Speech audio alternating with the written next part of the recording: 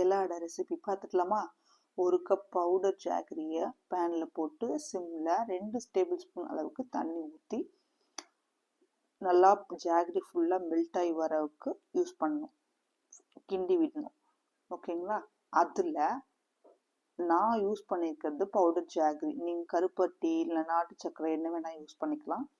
இலையோட ரெசிபியில் வெறும் தேங்காய் தான் இருக்கும்.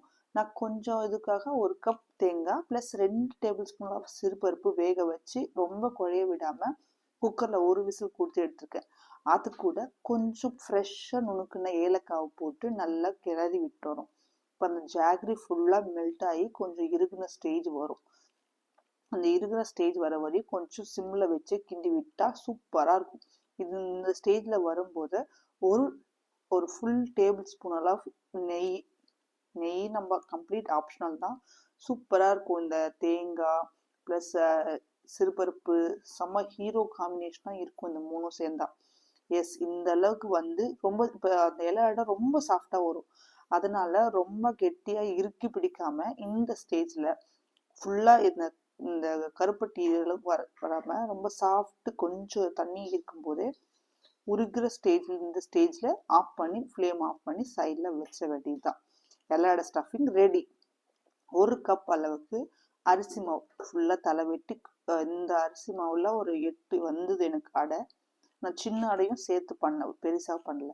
அந்த மாவுக்கு தேவையான தண்ணி 1 டேபிள் ஸ்பூன் ஆயில் இவ்வளோதாங்க சேர்த்துட்டு வெதுவான தண்ணி எடுத்து நான் அது 80 ml இது அதில் 3 கப் தண்ணி ஊற்றிட்டு, இதுக்கு ரொம்ப இடியாப்ப மாவு மாதிரி இடியாப்ப மாவு தான் யூஸ் பண்ணுறேன். அதுக்கு இடியாப்பம் கொஞ்சம் ட்ரையாக பண்ணணும். ஆனால் இதுக்கு அப்படி பண்ண வேண்டாம், கொஞ்சம் எக்ஸ்ட்ரா தண்ணி ஊற்றினாலும் நல்லா தான் இருக்கும். ஏன்னா அப்போ தான் அந்த சாஃப்டாக ஒரு இலை அடை அந்த டிரான்ஸ்பரண்ட்டாக சாஃப்டாக சூப்பராக வருங்க.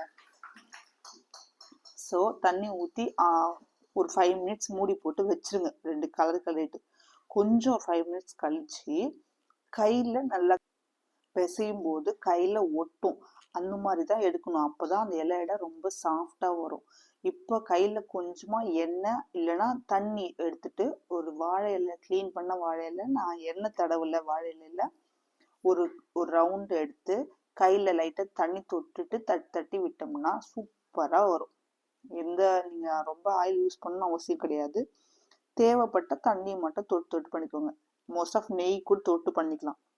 நல்லா ஃபுல்லாக ஸ்ப்ரெட் பண்ணி விட்டுட்ட பிறகு நம்ம தேவையான ஸ்டஃப் ரொம்ப எவ்வளோ மெலிசாக வருதோ அந்த அளவுக்கு பண்ணணும். மெலிசாக வரணும், தின் ஷீட் லேயர் மாதிரி வரணும்.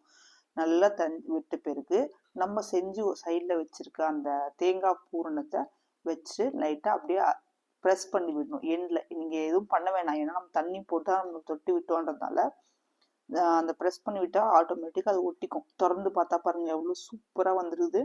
இதை இருக்கிற பேலன்ஸ் எல்லாத்தையும் போட்டு இதே மாதிரி சேம் பண்ணி வச்சிடணும். Welcome to Partha's Bhojan.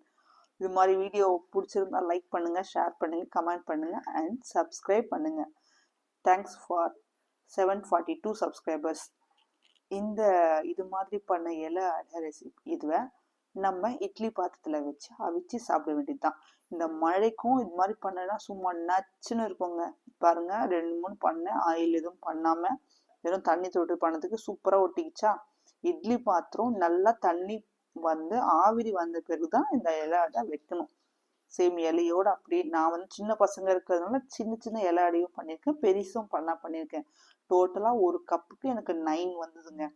இதை அப்படியே மூடி போட்டு 12 to 15 மினிட்ஸ் கம்பல்சரி மீடியம் ஃப்ளேமில் வச்சு குக் பண்ண விட்டால் செம்ம அந்த இலை வாசனையோட ரொம்ப ஹெல்த்தியான அவிச்ச இந்த மழைக்கு பர்ஃபெக்டாக ஒரு ஈவினிங் ஸ்நாக்ஸுங்க. பாருங்க, ஒட்டில் அது அந்த டிரான்ஸ்பரண்ட்டாகவும் தெரியுது. நல்லா ஆவி பறக்க எடுத்து சாப்பிட்டோம்னா இலை கொழுக்கட்டை இதுவே பிடிக்காதவங்க கூட